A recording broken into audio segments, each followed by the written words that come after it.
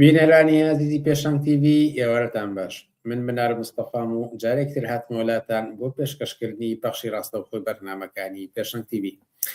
عزیزان ئەمڕۆ 2026 لە ئیدامەی ئەم جەنگەی کە لە ئێران بەردەوامە بەرنامەکانمان تایبەتە پێی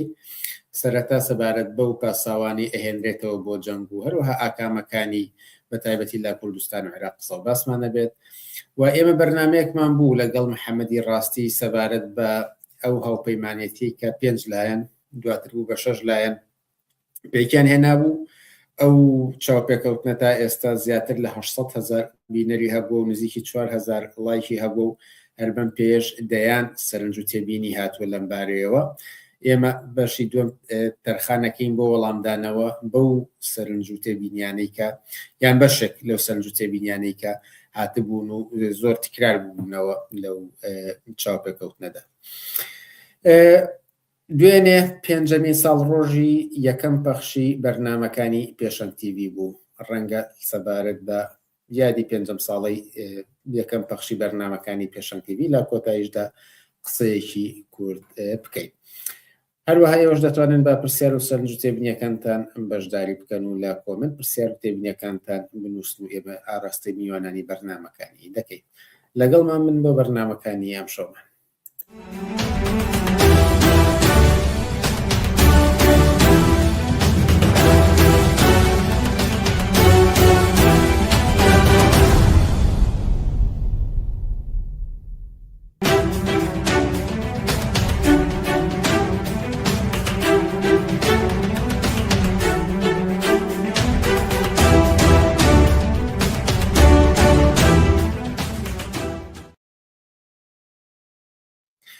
مەڵە بینەرانی عزیز هەرۆک ئاماژەمان پێدا یەکەم تەوەری ئەمڕۆمان تایبەتە بە قسە و باسێک لەسەر ئەو پاساوانەی کە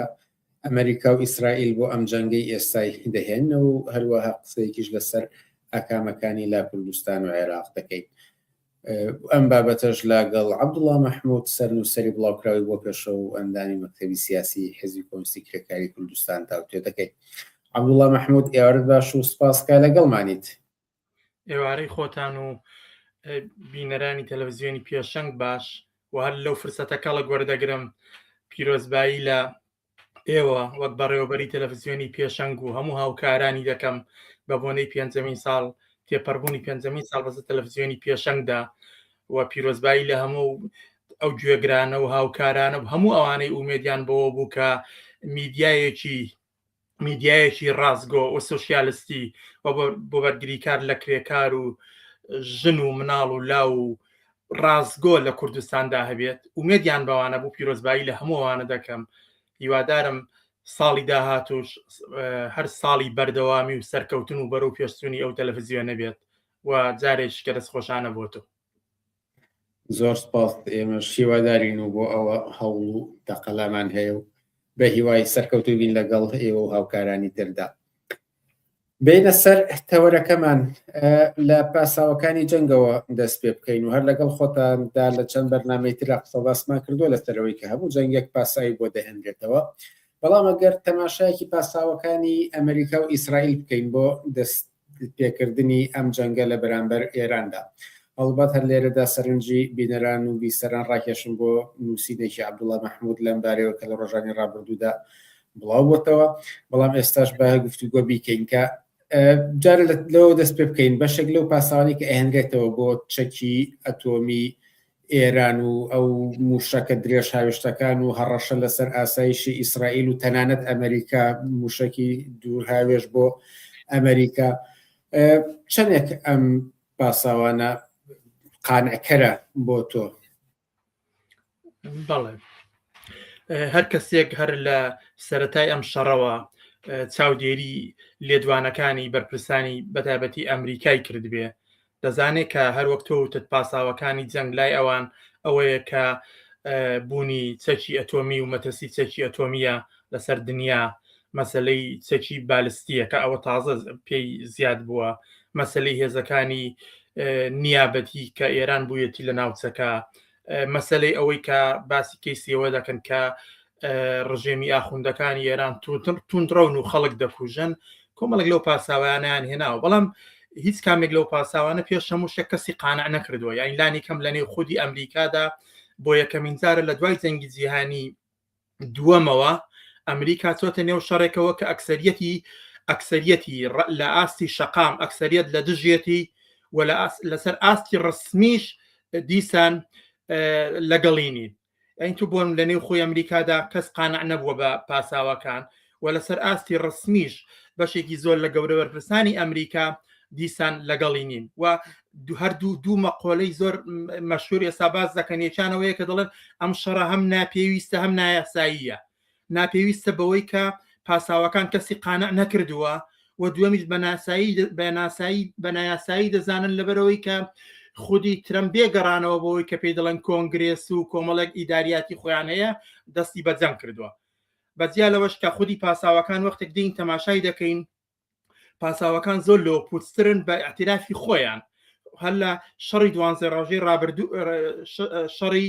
12 ڕۆژەی پێشوودا بوو ڕایان گەیاند کە چەکی ئەتۆمی و بنکەکانی چەکی ئەتۆمی ئێرانیان لە بین بردووە و تا چەند ساڵێکی کە ئێران توانای دەسڕاگەیشتنی بە چەکی ئەتۆمی نییە خۆیانەوە وتویان و خودی ترامپ چەند جارە مێوتووە باسی چەکی بالستییان هێنایە گۆڕێ ئەم جارە وتیان چەکی بالستی دەگاتە ئەمریکا بەشی هەرە زۆری گەورە بەرپرسانی ئەمریکا وتیان ئەمە درۆیە نەکچەکی بالستی ناگاتەوێ و لە ئێستادا هیچ ڕەشەیەکی ئێران لەسەر ئەمنیەتی ئەمریکانیە تام بەهێزە پرۆکسیەکان دەگەڕێتەوە حەماس وەکو لایەنێکی سەرەکی کە لە منتیقەکە بووە خۆی هەر ئێستا لە گفتوگۆدایە لەگەڵ ئیسرائیل و لەگەڵ بە دەست پێشکەری دیارە ئەمریکا لە ئەمە یەک دوو جمهوری ئیسلامی کە لە سووریا بوو جمهوری دەسەڵاتی بەشار ئەسەد ڕووخاوە جمهوری ئیسلامی لە ئێراندا جێگەیەکی نەماوە و خۆیان جەژنی سەرکەوتنی پرۆکسیەکانیان گێڕا جەژنی ئەوەیان گێڕا کە سەرانی گەورەی حیزب الله و لایەنەکانی کەیان لە بین برد و ئەمەش وەکو پاساوێک بۆیە ئەمەش جێگەیەکی نە پاساوی چوارەمەوەیە کە باسی ئەوەیان کرد کە بۆ دیارە بۆ خۆ هەڵواسین بە بزوتنەوەی ناڕزایەتی لە نێو خۆی ئێراندا ئەوەشیان بۆ زیاد کرد ئەمجارەکە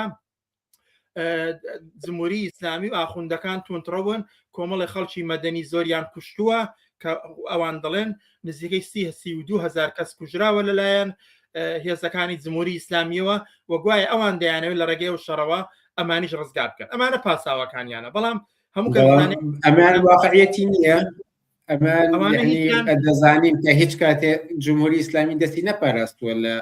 سەرکوتی دەنگی ناڕازی و ئەو خڕۆشەنە جەماوەریانەی کە بووەوە هەر لەم ساڵەیە بووین 2026 کە باز لە کوژرانی دەیان هەزار کەس لە هەڵسوڕاوی ناڕەزاتی جەماوەریەکان دەکرێت بەڵێ طبعاً هەموو ئەوانەی کە باسم کردن هەر چوارە و شتە ئێرانە هەیە ئەم ئێرانە ئێوێ دەستی بگا بە چەکی ئەتۆمی هەم دەیەوێت چەکی بالستیکی هەبێ هەمە ئێوێ هێزە پرۆکسیەکانی کە لە شەڕی 12 ڕۆژە پیاچوون بەهێز ببنەوە و هەمیش لە بەرامبەر خەڵکی ئێراندا هیچ دەستپارێزیەکی نەکردووە جمهوری ئیسلامی ئەمە واقعیە هەموو ئەوانە واقعیەتیان هەیە بەڵام قسەکە ئەوەیە کە خودی ئەو پاساوانە پاساوی دەستبردنی ئەمریکا بۆ جەنگ نین یان نیکەم دەتوانین بڵین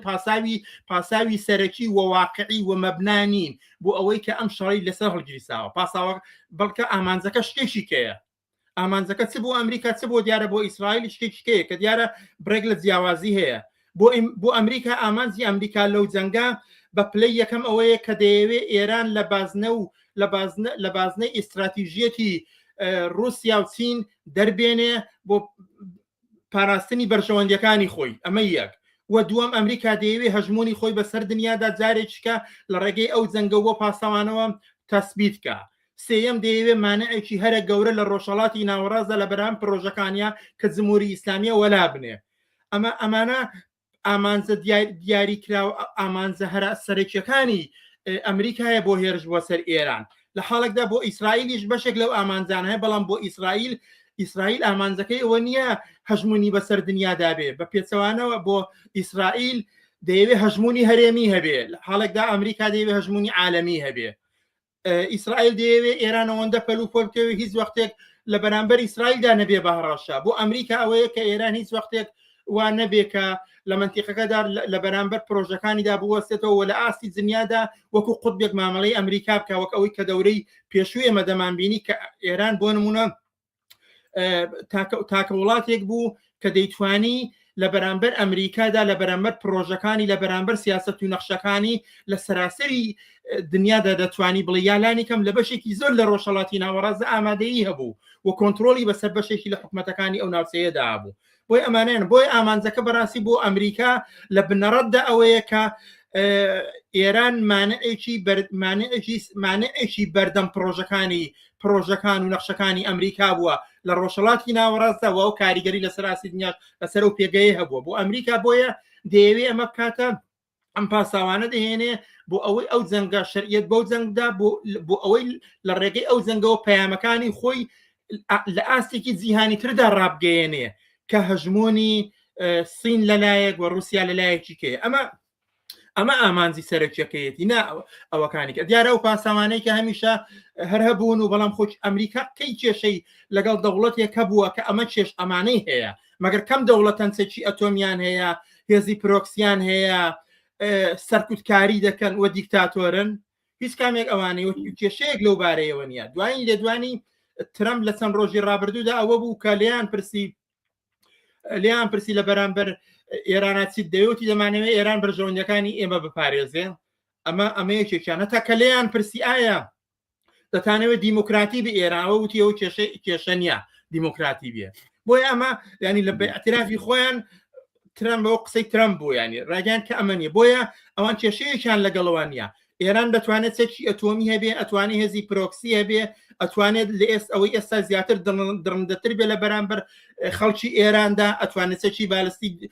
دوورمەوداتری هەبێ بە مەرجێک لە بەرامبەر ئەمریکا و بەرژەوەندەکانی ئەمریکا نەوەستێتەوە و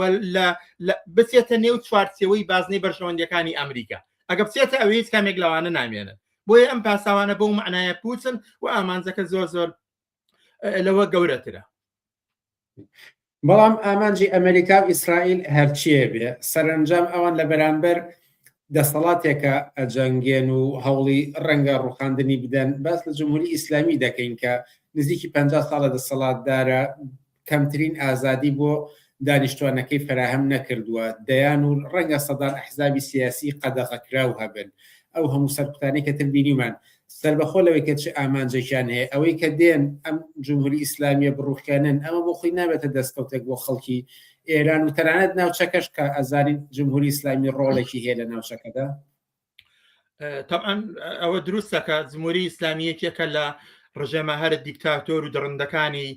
مێژووی هاوچەرخی دنیا لانی کەم لە 14 ڕابردوو بە نزیک 5 ڕابردوو کارنامەی جمهوری ئیسلامی چ لە نێو خۆی ئێران بەدژی چینی کرێکار و خەڵکی زەحمەت کێش و نەیارانی سیاسی لە سەڵاتەکەی لە ئاستی ناوخۆدا و چ لە ئاستین منتیقەکەشدا دەستێوەردەنەکانی لە ڕۆژهەڵاتی ناوەڕاستدا واقعیەتێکی بەرجەستەیە ئەمە هیچ کامێک لەوانە ئینکاری ناکرێت. بەڵام ئەوەی کە قەرار بێ ئەمریکا بێ ئەم کارە بکە ئەم پرسیارەکە لێرەیە. خۆ هەر بەم پاساوانەش بوو هاتن وتیان عراق چەکی کۆمەڵکوژی هەیە و ڕژێمی سەدام حوسێنی درڕندە بوو وەکو ڕژێمی ئێران لە بەرامبەر خەڵکی خۆی لە ناوخۆی عراقدا لە ئاستی منتیقەکەدا و لە هیچ شتێک دەستپارێزی نەدەکرد. بەڵام دوایی نەچێکی معلوم بوو نە ئێستاش و نەدوایش معلوم بوو کە چەکی کۆمەڵکوژی نەبوو. هات ڕژێمی سەدام حوسێن ڕووخا لەلایەن هێزەکانی ئەمریکاوە خەڵکی عراق و کوردستان و هەموو ئەوانەش و هەموو خەڵکێکی ئازادی خوازیاری ئەو کە ڕۆژێک لە ڕۆژان دەسەڵاتی سەدام حوسێن بەسەر سەریەوە نەمێنێ. بەڵام وەختێک ئەمریکا دێ ئەوە دەڕوخێنێ لە جێگەی سەدام حوسێنێک سەدام حوسێن دروست دەبێت. لە جێگەی سەدام حوسێنێکی عەرەبی سونی سەدام حوسێنی کورد عەرەب شیعە سونە تورکمانی وە گروپی کە دروست دەبن کەواتە ئەوە پێمان دەڵێ کە ئەوە ئەزمونێکی واقعیە دیارە. ئەوە پێمان دەڵێ کە لە ڕێگەی جەنگ و ملهڕی نواندن و بەهێن هێنانی پاسا و داتاشین و ڕوخاندنی ڕژێمێک لەمە دەتوانێت هەر ئەو نەتیجەی هەبێ هەر بەو ئاکامە بگا کە لە عێراقدا بوو یا لە سووریادا بوو یا لە لیبیادا بووە. تۆ تەماشای کە بە یەک نمونە بێنمەوە لەو شوێنانەی کە ئەمریکا هۆکارێک بۆ ڕوخانی ئەو ڕۆژەمانە لە ڕێگەی هێزی چەکداریەوە یا هێرشی سەربازیەوە ئەو کارانەی کردووە ئەلگۆکانی دیارە ئەوە عراقە دەیبینین، ئەوە سووریا دەیبینین، ئەوە لیبیایە، ئەوە نمونونەکەی دیارە. تۆ وەرە بەڵام تەماشا شوێنێکی وەکو تونوسکە کە خەڵک خۆیان ڕاپەڕین و هات نەمەیدان. تۆ تەماشا تونسی ئێستا و تونسی ئەو سەردەمە بکە. تونسێک کە لەلایەن خەڵکەوە دەڕوخێندرێ، مافە فەردی و مەدەنیەکانی خەڵک بەرینتر دەبێتەوە، ئازادیە سیاسیەکان زیاتر دەبن، ئیرادەی خەڵک ئاسانتر دەبێت، دین لە دەوڵەت زیاد دەکرێتەوە، ژنان لە مافی باشتر بەهرەمەند دەبن. لە جێگەی پاشە و پاشگەڕانەوە بەرەو دواوە لە هەموو ئاستەکاندا بە پێچەوانەوە بەرەو پێش دەچێت. ئەمە نمونەی تونسەکە هەل لەو منتیقەیە هەیە. ئەوەش نمونەی عراقەکە لە ڕێگەی جەنگەوە ڕوخاندویانە. بۆیە بەو معنایە وەختێک ئێستا ئەمان دێن بە حسابی خۆیان دەیانەوێ خۆیان بەوە هەڵواسن، لە حاڵەکە دەزانن کە لە 47 ساڵی ڕابردوودا خەڵکی ئێران خەریکن و پایەکان و بەرد بەبەردی ئەو خەریکە ئەو بەرگریە هەڵدەچنن و ئەو سەنگەر لێ دەدەن بۆ ئەوەی جمهوری ئیسلامی بڕوخێنن و لەو 47 ساڵی ڕابردوودا لە چەندین بڕگەی گەورەدا بزوڵانەوەی زۆر گەورەی جەماوەری ڕوویداوە. لەوانە بۆ نمونە جوڵانەوەی ژنژن ئازادی یەکێکە لەوانە، جوڵانەوەی ئەوەی کۆتایی ئەم ساڵ و سەرەتای ئەم ساڵ بەشێکی کەبوو لەما کە هاتن کە توانیوێتی ئەم جوڵانەوەی توانیوێتی لە 47 ساڵی ڕابردوودا بزوتنەوەی کرێکاری بەرەو پێش چووە، بزوتنەوەی ژنان بەرەو پێش چووە، بزوتنەوەی لاوان بەرەو پێش چووە، بەرامبەرکەی کۆمەڵایەتی جمهوری ئیسلامی ناچار کردووە پاشەکشە بکە، هاوسەنگی هێست لە مابەینی خەڵک و جمهوری ئیسلامی بە قازانجی خەڵک گۆڕاوە، حیجاب کە ڕەمزی سەرکوت و ڕەمزی هاتنە سەرکاری جمهوری ئیسلامی بوو هەڵگیراوە لە ڕێگەی خەباتی خەڵکەوە. هەموو ئەوانە لە مەیداندا ڕوویداوە بە قودرەتی خەڵکو و بە هێزی خەڵکو و بە جوڵانەوە کۆمەڵایەتیەکان. ئێستا ئەم شەڕە پاشەکشەی بەم جوڵانەوە جەماوەریە کردووە، چونکە معلومە لە حاڵەتی شەڕە خەڵک سەر و ماڵی خۆی دەبێ بە پارێزێ، ئەولەویەت دەبێ بە پاراستنی سەر و ماڵی خۆی. دیارەوە یەکەمین جار نییە لەم ڕێگە بوو دەڵانەوە دەیانەوە سەرکوتی شۆڕش بکەن. هەر خودی ئەو خومینی کە ئێستا خۆیان کوشیان خۆیان لە کۆنفرانسی گوادلۆڤ لە فەڕەنسا لە ساڵی 78 هێنایەنەوە بۆ ئێران بۆ سەرکوتی شۆڕش. ئەم جارش ئەم جەنگە لایەنێکی پاساوەکانی ئەمریکا هەرچی یەک بن و ئامانجەکەی هەر شتێک بێ یەکێک لە لایەنەکانی کە سەرکوت و پاشەکشەکردنە بۆ بزوتنەوەیەکە نزیکەی زیاتر لە 4 هەیە لە کۆمەلگەی ئێراندا هەیە و بۆتە بەشێک لە واقعیەتە کەس ناتوانێت ئینکاری بکە. بۆیە دوو ئامانجی دیاریکراو هەیە، ڕەتکردنەوەی جمهوری ئیسلامی لەلایەن خەڵکی ئێرانەوە بە معنای دانی شەرعیەت بە هێزێکی دەرەکی نییە بۆ دەخالەتکردن لەوێ. بۆیە هەر بەو معنایە ئەگەر تۆ تەماشای بکەی بزوتنەوەی ناڕزایەتی جەماوەری لە ئێران و خەڵکی شۆڕژگەر لە ئێراندا بە هەمان ئەندازە کە دژی جمهوری ئیسلامین بە هەمان ئەندازە دژی دەخالەت و دژی جەنگ و دژی ملهوڕی ئیسرائیل و دژی ئەو سیاسەتەنان کە ئێستا ئەوان دەیانەوێ بیکەن. بە تایبەتیش کە ئەمان خەڵکی ئێران کە لە ناسەیەکدا دەژین کە لە نزیکەوە ئەزمموی سیناریۆی عێراق دەبینن بە شەڕی ناوخۆیەکەی، بەرەسەڵاتە قەومیەکەی، بەرەسەڵاتە تایەفیەکەی، بە یاسا جەعفەریەکەی، بە سەرکوتە سیاسیەکەی، بە نۆکەر پیشەیەکەی، بە هەموو شتێکی خەڵک دەتوانێت بیبینێ کە خودی وڵاتێکی تری دراوسەی ئێرانە هەمان تەجروبەی هەیە دیارە. وڵاتی ئەفغانستانش کە ئەمریکا لە ڕێی دەخاڵەتی سەربازیەوە دەسەڵاتی تالیبانی گۆڕی. ئەفغانستانیش بەڵێ نمونەیەکی کە دوای 20 ساڵ وتیان ئەمە قاعیدە و تالیبان لە بین دەبن هاتن ئەمانیان ڕوخان دوای 20 ساڵ لەسەر سینیەکی زێڕین چون دەسەڵاتیان دەستنیمی تالیبان کردەوە. ئەوە جاریشکەوە نیشان دەدا کە دەوڵەتی ئەمریکا کێشەی لەگەڵ دیکتاتۆرەکان و لەگەڵ کۆنەپەرستی و لەگەڵ ئاخوندەکان نییە. ئەمە بەڵگەیەکی کەی هەتا ئەلگۆی فەنزویل لە بەڕاستی ئەلگۆیەکی ینی ئەویش ئەزمونێکی نوێیە، ینی ئەگەر هەتا بۆ نمونە ئەوانە چەند داهی بەسەر تێپەڕیوە هی عێراق و هی ئەفغانستان، بەڵام ئەزمموی فەنزویل لە هاتن دووسێ پاساویان هێنا دیارە پاساوی درۆ وتیان ئەوە سەرۆکی فەنزویللا خەریکی بازرگانیکردنە بە مادەی هۆشبەرەوە و خەریکە هەموو دنیا جێژ دەکا، بازرگانی هۆشبەر هەمووی دنیا دادەگرێ، ئەوە مەترسێکی گەورەیە بۆ سەر ئەمنیەتی ئەمریکا و بۆ سەر ئەمنیەتی دنیا. بۆیە هێرشیان کردە سەر و لە عملیەکدا سەرۆکەکەیان فراند وەختێک سەرۆکەکەیان فراند باسێک لەسەرەوە نەماکە باسێک لەسەرە شتە نەماکاوە بازرگانی مادەی هۆشبەر بووە لە جێگەیەوە گرێبەستیان کرد گرێبەستی وزیان لەگەڵیان کرد و هەموو شتێک خامۆش بووە بۆیە ئەو پاساوانەی کە بۆ ئەفغانستان و بۆ عێراق هێنایانەوە چەندە پوچ دەرچوو ئەوەی بۆ فەنزویلە بە تازەی هێنایانەوە چەندە پوچ دەرچوو بە هەمان شێوە ئەو پاساوانەی ئێستاش کە هێناویانەتەوە بۆ دەستپێکردنی ئەو جەنگە بە هەمان ئەندازە هەتا پوچترە لانیکەم لە جەنگی عێراقدا ئەمریکا توانی هاوپەیمانەتێکی گەورە لە ئاستی دنیادا بێنێتە پشتخۆی ئاستی ناوخۆی ئەمریکای بە جۆرێک سازدا لە ڕێگەی بۆمبارانێکی تەبلیغاتی گەورەوە ینی خەڵکی ئەمریکا خوازیار بوون سەدام حوسێن ڕوخێنێ ینی ئاوا توانی هەم جەماوەڕ ڕابکێشێ هەم کۆمەڵگەی نێودەوڵەتی بێنێتە پشتخۆی لە حاڵێکدا لە جەنگی ئەمریکا لە باڵاترا بوو بەڵام لە ئێستا دەتوێت تەماشای دەکەی دۆستە هەرە قەدیمیەکانی خۆی لەگەڵی نین ئێستا شانازی بەوە دەکا کە ئیمارات و قەتەر و ئەوانە خەریکی ناوپەیمانەتی دەکەن لە جێگەی ئەڵمانیا و فەڕەنسا و بەریتانیا و کوێتەوە تەماشا ئەو هاوکێشەیە چەندە پێچەوانە بۆتەوە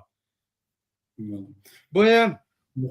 بینە سەر ئاکامەکانی ئەم جەنگە وەک دەزانین کە جمهوری ئیسلامی ڕۆڵێکی زۆر فراوانی هەیە لە ناوچەکەدا و ئێستاش لە کاتی ئەمەی کە هێرشکراوەتە سەری ئەگەر دروست لەبیرم بێ باز لەوە دەکرێت کە موشکی ئاراستەی 11 وڵاتی جیاواز کردووە یەخود تێکرا 11 وڵات لەم جەنگە تێوەگلاون ئاکامەکانی بەگشتی لەسەر ناوچەکە و بە دیاریکراوی لەسەر عێراق و کوردستان چییە ئەگەر ئەم جەنگە ئیدامەی بێت و یەخود ئەگەر ئاڵوگۆڕێکیش ڕووبدات بەڵێ یەکەمین شت هێرشی جمهوری ئیسلامی بۆ سەر ئەو دوو وڵاتانەی دەوروبەر بە پێی نەخشەیەکێک پێش ڕایگەیاند بوو کە دەیەوێت ئەگەر ئەمریکا و ئیسرائیل هێرشی بکەنە سەر ئەو شەڕەکە بە شەڕێکی ناوچەیی و تەواوی ناوچەکە تێوە دەگلێ ئەو پەیامێک بوو مەبەستیش لەوەوە بوو کە ئەندازەی مەودای جەنگەکە چەندە فراوان بێ لە ئاسی وڵاتەکاندا بە هەمان ئەندازە دەوڵەتی ئەمریکا ناچار دەکا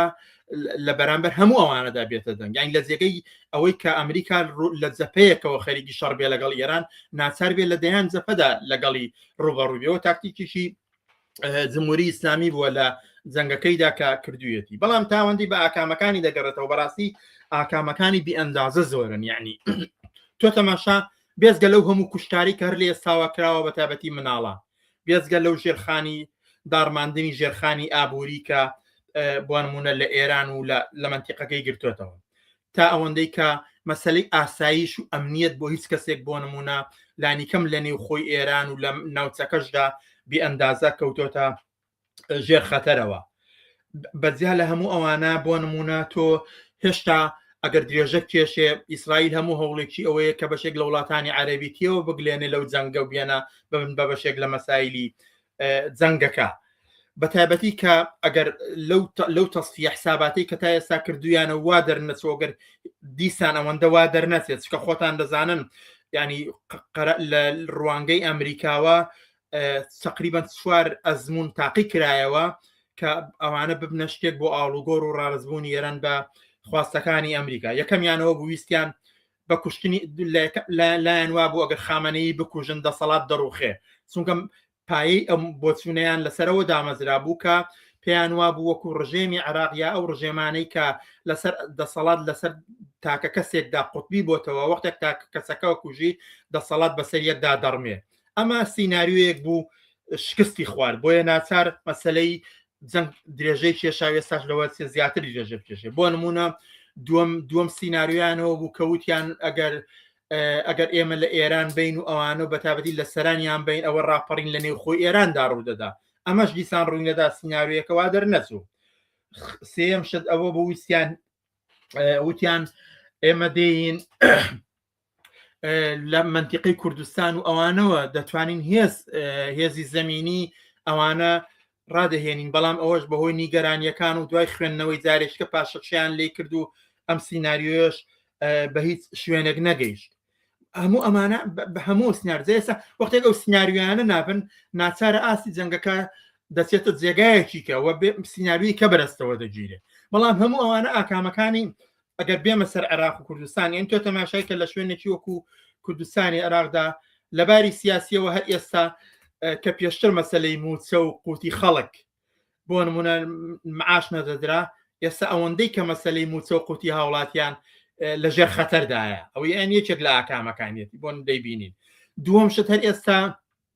ئاکامەکانیەوە چۆن لەسەر ئاستی دنیادا مەسەلەی سوتەمەنی و وزە گران بووە و گرانی هێناوەتە نێو بازار، بە هەمان شێوە لە ئاستی کوردستان و عێراقیشدا مەسەلەی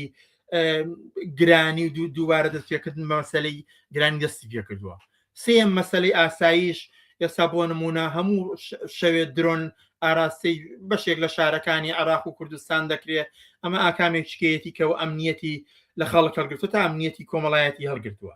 خاڵێکیکەوەیە کە هەتا خودی ئەمە لێکەوتەکانی وای کردووە کە هەتا تەصفیە حساباتی نێو خۆی لە ئاستی عێراق و کوردستاندا لە ژێر سای ئەو جەنگە و ڕیزبەندەکان بە ئەمریکا و غەرب لەلایەک و پشتیوانی لە ئێران لەلایەک کە دیسان ئەمەی دروست کردووە. بۆیە تۆ وەختێک تەماشا هەموو ئەم لێکەوتانە دەکەی لەسەر ژیان و گوزەرانی خەڵک، ئەو کاتە لایەنە هەرە نێگەتیڤەکانی ئەو جەنگە تا ئێستا دەبین کە دیارە ئەگە درێژە پێشێ لەوانەیە زۆر زیاتر بڕوا و مەسەلەی ئەم بردومان وشتانە زۆرتر بێ، مەسەلەی گرانی زۆرتر بێ، هەموو ئەوانە مەسەلەی چکەوەیە کە خودی ئەم مەسەلەیە کە هاتوۆتە پێشەوە هەتا وای کردووە لە بەشێک لە هێزە کوردیەکانی وا لێ کردووە کە چۆن لە عێراقدا لە کاتی خۆی بەشێک لە هێزی کوردی ئەوانە ئومێدی خۆیان بەوە بەستەوە کە ئەگەر بچنە پاڵ ئەمریکا و بن بەشێک لە هێزی ئەمریکا دەتوانن دەستیان لە سووتێکی دەسەڵات گیر بێ کە دیارە دەستیان لێ گیر بوو، بەڵام بەو قیمەتەی کە ئێمە بینیمان و بەو سنیارویەکی ئێستا هەیە ئەمانی ویسیان بەم جۆرە ویسیان دیسان خەریکی ئەوە بن تەنانەت تا ڕادەی باسی ئەوەش کرا ئەگەر هێرشی زەمینی بکەن. ینی ئەم مەسەلەی هێرشی زەمینیە تەمەن بێ ئەندازە بەجیالەوەی کە دەستی جمهوری ئیسلامی ئاواڵە دەکا بۆ سەرکوتی خەڵکی کوردستانی ئێران، ئەوە دەتوانێت لێکەوتی یەکجار گەورەی بێ بۆ سەرەتا کوردستانی عێراق بە ناوی ئەوەی کە لە سنوورەکانەوە هێزە کوردەکان هێرش دەکەنە ناو ئێران، هێرش کاتە سەر هەرێمی کوردستان لە کوردستانی عێراق و هاوکات لەگەڵ ئەوەدا مەترسیەوەشێ خودی ڕژێمی تورکیاش بە پاساوی بەرگرتن و بۆ تێکشکاندنی ئەوەی کە پێ دەڵێن مەسایلی کورد و ئەوانە و ڕێگەگرتن لەوەی کە بەشێکی کە وەک خۆیان دەڵێن لە کوردستانی ئێرانە نەکە زیابوونەوە شتێک ڕوودا، تورکیاش لەوانەیە دەتاخۆل بکات. بۆیە ئاکامەکانی لە مەیدانی سیاسیە، لە مەیدانی ئابووریە، لە مەیدانی ئەمنیە، لە مەیدانی کۆمەڵایەتیە، هەتا لە مەیدانی جیۆپۆلیتیکە، لە مەیدانی مەسەلەی کوردە، لە هەموو ئەوانەدا کاریگەری سلبی ئەم جنگە هەیە و ئەگەر بەو نەخشەی کە خۆیان داناوە بۆیان بچێتە پێشەوە دەتوانێت زۆر کارە ساتبار بێ، چ بۆ خەڵکی کوردستانی ئێران چ بۆ خەڵکی کوردستانی عێراق. بێمەستەر پرسیاری بینەران و پرسیارێکی زۆر سەرنجڕاکێش کە بە سێ بەش هاتووە ئاراستەی ئێوەی بکەم باز لەوە دەکات کە ئایا تەنها ڕەخنەگرتن لە دوورەوە لەسەر ئەم شەڕە کافیە، کۆمونیستەکان ناتوانن دەورێکی ئەرێنیان هەبێت و دەورێکی بنیاتنەریان هەبێت و نمونە دەهێنرێتەوە کە ڕەنگە جمهوری ئیسلامی هەر سەرنجام بڕوخێت و کۆمونیستەکان لەبەران بە شەڕی عێراقیشە سەرەتا ڕەخنیان گرت دژی جەنگبوون، بەڵام دواتر چون بنکە و بارەکەیان کردەوە و لەوێ توانیان هەڵسوڕانی سیاسی عەلەنی ئەنجام بدەن. پرسیارێکی سەرنجڕاکێش پێم خۆشە بۆ چونی ئێوە بیستم لەمبارەوە. زۆر باشە، پرسیارێکی دروستە. هیچ کەسێک نەیوتەوە کۆمونیستەکان قەرانیە دابنیژن لە دوورەوە ڕەخنە بگرن. قسەکە وێ لە ئێستادا ئەگەر کەسێک لە من بپرسێ وەک کۆمونیستێک بڵێ دەوری کۆمونیستەکان چییە، بە سەراحەت دەڵێم یەکەمین شت ئەوەیە پاراستنی سەر و ماڵی خۆی خەڵک، ئەوە یەکێکە لە شتەکان. دووەم پێکهێنانی هەر لەو شوێنانەی کە هەیە مەسەلەی پێکهێنانی هاوکاری، کۆمیتەکانی هاوکاری بە دەنگەوە چوونی خەڵک لەو لێ قەومانەدا ماڵە بۆمبی بەردەکەوێ خەڵکە ئاوارە دەبێت. بەسم ئەمە یەکێکە لە شتەکان کە دەبێ بیکێ. باسی ئەوە دەکرێت بۆ نمونە لە ئەگەری نەکە تا ڕوخانی ئیسلامی لە سەراسەرە لەوانەیە لە شوێنێکا بۆشایی ئەمنی دروست بێ کە کار ئەوەیە کۆمونیستەکان و خەڵکی ئازادی خواست لەو شوێنانی کە بۆشایی ئەمنی دروست دەبێ چن بە دەخالەتی خۆیان ئەو بۆشاییە بۆشایی ئیداریە پڕکەنەوە و هەتا بۆشایی ئەمنی پڕکەنەوە بە هێزی خۆیان بەرگری لە منتیق و پاراستنی ئەمنیەتی خۆیان بکەن لە بەرامبەر دەسەجاتێکدا کە دەیانەوێت تاڵانی بکەن کە دەیانەوێت بە منهوڕی خۆیان دابسەپێنن دەسەڵاتی خۆیان لەوێ دابنێن خستنە ڕووی ماهیەتی ئەو جەنگە خۆ یەکی چکەی لە کارەکانی کە هەیە هەموو ئەوانە کۆمەڵێک ئەرچی دیاری کراون کەی قەرار بووە کۆمونستەکان لە دوورەوە بیکە بۆ پاراستنی سەر و ماڵ هاوکاری لەگەڵ یەکتر پڕکردنەوەی بۆشایی ئیداری و ئەمنی ئەگەر بێتە پێشەوە هەموو ئەمانە بە تەنگەوە چوون هەموو ئەوانە کۆمەڵەکارێکی دیاریکراون کە نەکرد کۆمونستەکان هەر هێزێکی پێشڕەو لە کوردستانە لا ئێران و لە کوردستانە ئەگەر هەبێ دەبێ ئامادەی هەموو سیناریۆیانە بێ و ئەگەر بۆشاییەک دروست بێت و لە ئاکامێکدا لە دەرەوەی ئیرادەی هەر کەسێک بۆ نمونە جمهوری ئیسلامی بڕوخێ دیسان کۆمونستەکان ئەرچیانە ئەڵتەرناتیڤی خۆیان بەرنامەی خۆیان نەخشەی خۆیان چەند بەو ئەندازەی ئیمکانی هەیە دەستی بۆ ببن هەر وەکو چۆن لە خۆ لە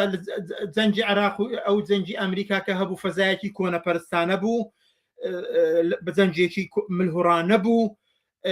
ئەحزابی ناسنوالست و شت وەکو ئێستای ئێران سوزانم خۆیان بە ئەمریکا و غەربەوە هەڵواسی بوو پیانوا بوو لەو ڕێگەیەوە خەڵکی کورد بە مافەکانی دەگا زۆر هەموو ئەوانەیان کە بەڵام لە نێو ئەو فەزایەشدا کە ئاسۆی ناسنوالستیش بوو بەڵام لە کوردستاندا کۆمونستەکان دەستیان برد و شوراکانیان پێکێنەوە بۆ یەکەمین جار لە خەباتی ژێرزەمین و نهێنیەوە هاتن لە مەیدانی واقعیدا و لە کێبرچەی کۆمەڵایەتیدا بەشداریان کردوستیان بۆ پێکێنانی شوراکان برد ئەگەر لە ئێرانیشدا ئەوە پێک بێ دیسان کۆمونستەکان دەبێت ئەوەندەی کە ئیمکانی هەیە دەبێت بوو ئەوە بەرن خودی پاراستنی ئەمنیەت خودی ڕێگەگرتن لە تاڵانی و دزیە کە دەکرێت دەستی بۆ بڕێ خودی ئەوەی کە ڕێگەگرتن لە دەستە و تاقمی دەستەجات کە مەسائیلی دنەی قەومی و دینی دەدەن بۆستانەوە بەڕووی ئەوە تا پێکێنانی شورایەک یا هەر شتێکی کەکە لەو شوێناندا ئیمکانی هەیە بۆ پڕکردنەوەی هەموو ئەوانە کۆمەڵە هەنگاوێکی دیاری کراون کە کۆمونستەکان و هەر هێزێکی پێشڕەو لە چ لە ئاسی ئێران چ لە ئاسی کوردستان دابێ دەستی بۆ بێت و ئەساسن دانەنیشتین بەڵام قسەکەی ئێستا لە ئێستادا ئەوەیە کە ئێستا خەتەری هەر ئەسڵ ئەوەیە کە لەسەر مەسەلەی ئەمنیەتی سەر و ماڵی خەڵک لە پێش هەموو شتێکەوەیە چونکە بەڕاستی لە کاتی شەڕا ئەمەیە بەڵام ئەگەر هەر شتێک بێتە پێشەوە هەر دارمانێک بێتە پێشەوە هەر بۆشایەکی سیاسی بێتە پێشەوە شتێک بێتە پێشەوە کۆمونستەکان دەستەوەستان دانانیشن و ئێمەش دەستەوەستان دانانیشین زۆر باش کات زۆر خێرا چوە پێشەوە و بابەتی تر هەبوو قسەی لەسەر بکەین و بەڵام ئەگەر سیستانەیەکی تر بخەمە اختیاری خۆتان و شتێکی گرنگ ما بێت لە پەیوەند بەم بابەتە و بتانەوێ ئاماژەی پێ بدەن فەرموون بە کوردی من یەک مەسەلە کە زۆر بۆ مەسەلەیەویش ئەوەیە کە بەداخەوە بەهۆی زوڵم و ستەمێکی چەندەهەی جمهوری ئیسلامی لەسەر خەڵکی ئێران و کوردستان وای ینی ئەمە کە جمهوری ئیسلامی کردوێتی خەڵکێک هێشتا ئەگەر کەمیش بێ خۆش باوەڕن بەوەی کە لە ڕێگەی ئەمریکاوە جمهوری ئیسلامی بڕوخێەوە لەو ڕێگایەوە ئومێدیان بەوەیە کە دەستیان بە مافەکانیان بگا من پێم وایەوە یەکێکە لە گەورەترین ئەو خۆش باوەڕیانە و ئەوە خۆش باوەڕیەکە کاریگەریەکەی ئەگەر گیانیش نەبێ بەڵام لێکەوتەکانی بە ئەندازەی ئەو بۆمبانەی ئەمریکا و ئیسرائیلە کە لەسەر خەڵکی ئێران تاقی دەکرێتەوە بۆیە خەڵک نابێ هیچ زۆر ئومێدێکی بەوە هەبێ کە لە ژێر سایەی بۆمب و بۆمباران و وێرانکاریدا خەڵک بە مافەکانی بگا و لە هیچ شوێنێ خەڵک لەو ڕێگەیەوە بەسی پێی نەگەیشتووە بۆیە دەبێ و خۆش باوەڕیا بڕێبێتەوە و لە جێگەیەوە لە ئێستادا پاراستنی سەر و ماڵ و خەباتکردن و بوون بە بەشێک لە هێزی دژی جەنگ بۆ ڕاگررتنی جەنگ ئەولەویەتی هەیە سپاس عەبدوڵڵا مەحموود ئەندانی مەکتەبی سیاسی حیزبی کۆمونیستی کرێکاری کوردستان و سەری بڵاوکراوی بۆ پێشەوە زۆر سپاس لە بەرنامەکانی ئەمشەی پێشنگ تیڤیدا ئامادە زۆر سپاس بۆ ئێوە و بۆ سەرنج و ئامادەیی بینەرانی تەلەڤیزیۆنی پێشەنگکار بژین زۆر سپاس ئازیزان وشانێکی کورت و بەردەوام دەبین لەگەڵمان بمێنەوە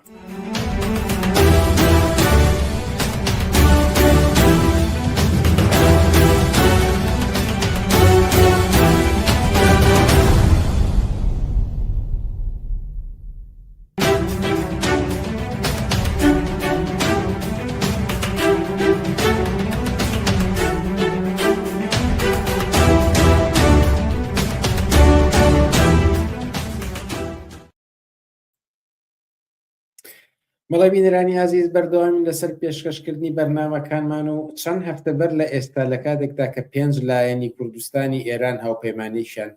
پێکهێنا ئێمە لەگەڵ بەرپرسی بەشی کوردستانی حیزبی حکومەتی سخەتی ڕسمی چاوپێکەوتنێکمان ئەنجامدا و ئەمە لە تۆڕی کۆمەڵاتی فەیسبوک تا ئێستا زیاتر لە 800,000 بینەری هەبووە، سەدان سەرنج و تێبینی بۆ هاتووە، یەکێک بووە لە هەرە پڕبینەرترین بەرنامەکان و چاوپێکەوتنەکانی پێشەنگ تیڤی. هەر لەسەر ئەم هاوپەیمانەتی 5 لایەنە و کە دواتر بوو بە 6 دوو بەرنامەی ترمان بووە، هەم لەگەڵ تایر حەسەن هەم لەگەڵ خەسرەوسایەوە لە بەشێکی چاوپێکەوتنەکەی موحسین کەریم و خالیدی حاجی محەممەدیشدا ئاماژەمان پێدا. ئەمانە جارێکی تر بینەرانێک یەکجار زۆریان هەبووە. لە یادی 5 ساڵەی یەکەم پەخشی بەرنامەکانی پێشەنگ تیڤیدا ڕەنگە من ئەوە بڵێم کە پێشەنگ تیڤی ڕەنگە مینبەرێکی جیاواز بوو بێت کە ئەم بابەتە لە میدیاکانی ترەوە قسەی لەسەر کراوە، زیاتر پیا هەڵدان و لایەنی ئیجابی و بەرزڕاگرتنی ئەم هاوپەیمانێتە بووە. بەڵام لە بەرنامەکانی پێشەنگ تیڤە لە ڕوانگەیەکی جیاوازتر و ڕەخنەگرانەوە تەماشای کراوە و قسە باسی لەسەر کراوە، بۆیە هێندە بینەری بووە و ئەو هێندە سەرنج و تێبینیانەش هاتۆتە پێشەوە. ئێمە جارێکی تر حەمەی ڕاستیمان عەزەت داوە بۆ ئەوەی کە وەڵام بە بەشێک لەو سەرنج و تێبینیانەی کە زۆر هاتوون لەو پەیوەندەم بابەتەوە تاوتێ بکەین. حەمەی ڕاستی بەرپرسی دەفتەری کوردستانی حیزبی حکومەتی سخەتی ڕاستمی زۆر سپاس کە جارێکی تر داری لە بەرنامەکانی پێشەنگ تیڤیدا. مایکەکەتان سکوتە، ئەگەر تەلاش بکەن سکوتەکەی لاوەرن. سڵاو ڕێز بۆ ئێوەی خۆشەویست و بینەران و بیسەرانی پێشەنگ تیڤی، زۆر سپاس بۆم کاتە دووبارە بە منتاندا. وەک ئاماژەم پێدا ئەو چاوپێکەوتنەی ئێوە زۆر بڵاو بۆتەوە و سەرنج و تێبینی زۆر جیاوازی لەسەر هێناوە. سەرەتا من لە شتێکی سەرنجڕاکێشەوە دەست پێ بکەم کە ئێوە لە بەشێکی قسەکانتانە کە قسە لەسەر ئەم 5 لایەنە ئەکەن ئەڵەن تەنها دیموکرات حیزبی سیاسیە، لایەنەکانی تر بە حیزبی سیاسی لێک نادەنەوە. بەشێک لەوانەی کە کۆمنتیان داوە ئێوەیان لەسەر حیزبی دیموکرات حسێب کردووە. هەڵبەت من ئێوەم ناسان کە چی پۆستێکتان هەیە لە چی حیزبێکتان، بەڵام پێم خۆش ئەگەر خۆتان لەو بارەیەوە بتانەوە قسە بکەن فەرموون. بەلە هەموو شتێ زۆر سپاس بۆ ئەو سەرنج و تماشاکردانە کە ئەو خۆشەویستانە هەمویان بە دقەتەوە سەرنجیان ناوە تماشای بەرنامەکەی پێشەنگ تیڤیان کردووە، قسەکان منیان بیستووە، من مەمنونیانم. نەخێر وان نییە، من هەروە خۆتان وتان لە حیزبی حکومەتی خەتی ڕسمیم و لە دەفتەر کوردستان بەرپرسیاری ئەو دەفتەرەم و جیاوازیمان زۆر زۆرە لەگەڵ حیزبی دموکرات. هەر لە ئەوڵەوە کە ئێمە کۆمەڵە بووین وان دموکرات بوون تەفاوتمان بوو، بەڵام من گەرەکم بوو بینەران متەوەجێی ئەو تەرکیبە ئەو ئیتلافە کە ئەم 5 حیزبە بوون و ئیسە بوون بە 6 و مجاهدینیشان پێزیابووە بوون بە 7. ئەم ئیتلافە بێژم کە چۆنن ئەگینا حیزبی دموکرات ئەرێ 80 ساڵ منزورمەوە بووە، 80 ساڵە مبارزەی سیاسی ئەکا، حیزبە لە داخڵا نفوذ و ئەعتبارێکی هەیە، وەلێ لە عین حاڵی شاوتم بەداخەوە کەوتوسە شوێن ئەم جەرەیانانە و ئەویش ئەم سیاسەتیە هەڵبژاردووە کە شەڕ بە شتێکی باشە زانێت و وا ئەزانێ شەڕی ئەمریکا و ئیسرائیل بەر عەلەی ئێران خەڵکی کوردستان ئەگەیەنێ بە ئیسراحەت و بە خۆشی و بە ئازادی و بە بەرامبەری. ئەساسەن ئەم 5 حیزبە ئیسە بوون بە 7 ئەسڵەن مشکلێک نییە ئەمانە چەند نەفەرن، چەند سیاسەتیان ئەساسەن سیاسەتەکەیان هەڵیە سەنگێنێ کە ئەمانە لەکوێ قەراریان گرتووە، چەندێ گەورن، چەندێ قەیمین، چەندێ ئەرزشیان هەیە، چەندێ وەسیلەی شەڕیان هەیە، چەندێ پارەیان هەیە. ئەسڵەن ئەوانە مورد نەزەری من نییە، ئەساس و بناغەی قسەی من و نەزەر ئێمە لەسەر سیاسەتێکە کە ئەوان هەڵیان بژاردووە. ئەم سیاسەتە سیاسەتێکە کە داوای شەڕ ئەکات، داوای بۆمبارانی ئێرانەکە، داوای بۆمبارانی حتا ئەتۆمی ئێران ئەکا لە ئیمریکا و لە ئەڵێ وەک ژاپۆن مستەفای هیجری ئەڵێ وەکو ئۆکراین بێن و لەم شەڕا دەخاڵەتکەن و خەڵکی ئێران یا خەڵکی کوردستانمان بۆ ڕزگار بکەن. وەلێ دیارە ئیستا نازان پرسیارتر تەرحەکەی پرسیارەکان زۆر هەنێکیم ئامادە کردووە گەر یەک بچینە سەریان و ناوەڕۆکە سیاسەکەی هەڵبژێرین لێرەشدا بینەران بڵێن پرسیارەکان گەلێک زۆر بوونیان سەرنج و تێبینیەکان نزیکی 200 دانەیەکەوەی کە تا ئێستا چاوم لێکرد بوو تا ئەمڕۆ هاتبوو. هەندێکی قسەی زۆر ناشرین و ئازنزمیتە ئێمە ئەوانە ڕائسپێرین بە ئاستی خۆیان و هەرچەندە جێی سەرنجە بۆچی یعنی قسەی سیاسی وەڵام نادەنەوە پرسیار ناکەن تاوەکو بتوانین جەدەلێکی سیاسی بکەین. بەڵام لەسەر باقیەکەی هەندێک لایەنی سیاسی هەیە دەری کێشین. یەکێکیان لەوەیە کە ئێوە لەو مستاحبەیەدا نەقتان بە سیاسەتی ئەمریکا بوو کە چی سیاسەتێکی خوڵقانوە لە دوای جەنگەکانی لە ئەفغانستان و لە عێراق و لە ناوچەکەدا. بەڵام بۆ چوونی بەرامبەر هەیە کە پێی وایە ناوە نییە ئەمریکا خۆشگوزەرانی هێناوە ئەوەی کە دەسەڵاتێکی سەرکوتکەری وەکو بەحسی کۆتایی پێهێناوە ئێستا هەرچۆنێ بە بڕێک لە ئازادی زیای کردووە و نمونەی وڵاتانی تریش هاتوێتەوە. ئەتانەوێت لەسەر ئەم سیاسەتانی ئەمریکا خۆشگوزەرانی دەهێنە یان کاولکاری قسەیەک بکەن؟ هەر لە ناو ئەو نووسراوانە منی شکایەتم پیاخشان دەیان کەس و یا شاید زۆر زیاتر چون من نەگەشتم بە گشتیا هەر هەمویان ئەڵێن ئامان وەک ئێمە نەکەن لە خۆتان، خەڵکی کوردستانی ئێران وەک کوردستانی عێراق نەکەن لە خۆتان، ئیمریکا ئەو بەڵا بەسەر ئێمەی هێنا هۆشتان بێ بەسەر ئێوەی نەهێنێ. من بر لەوا با ئەرز ئەو برادەرە یا هەر چەند برادەرەکەن بکەم خەڵکی ئێران وتیان شۆڕشمان کردووە. شۆڕش معنای هەیە، مەفهومی هەیە. شۆڕش یانێ هەڵۆی گەڕاندن نەک سەدام لابردن و یا ئەم یەکتر ئەو یەکخەیتر هاورد نەجێ بکەی. شۆڕش یانێ سیستمێکی سەرمایەداری ئیسە لە عێراقا ئەو کات لە عێراقا لەسەر دەور بووە ئەمە بچێتە ئەو لاوە سیستمێکی تر بێتە سەردەور کە زۆر بەداخەوە ئەین ئەو سیستمە ئەمە یانێ شۆڕشکردن. بۆیە من ئەگەر باس عێراقەکەم ئەم ئینتزارمە هەز باز لیبیەکەم باس سووریە ئەەکەم ئەگەر باس ئەفغانستانەکەم هەرچەند هەر کامێکیان دەسی بۆ ئەبەی زۆر وێرانتر بووە بەداقەوە حتا ئەویشەنی وا بەرلەوا بوو. مثلا بۆ نمونە هەر عێراق و برادەر باسی کردووە لەو شەڕا زیاتر لە ملیۆنی خەڵک کوژران. لەو شەڕا کە ئیمریکا تەحمێڵی کرد بەسەر خەڵکی عێراقا مەسەلەی تایفی و مەسەلەی مەسەبی و مەسەلەی عەشیرەتی هاتە بەرۆ کە زۆر زۆر خەڵکی تیا برد. لەو شەڕا دوای ئەو شەڕا دەستکەوتی بوو بە زینوکردنەوەی مەسحەب و دواکەوتی و کۆنەپەرستی و تیابردن ژن بە ئەنواع و ئەشکاڵی وەسیلە بە بۆنەی مەسەلەی ناموسی و شەرەف و خانەوادەکەی لێنەپرسین و خۆ 5 ساڵ لەمەوە بەر ئامارێکیاندا لە سلێمانیا کە 3000 بەقەی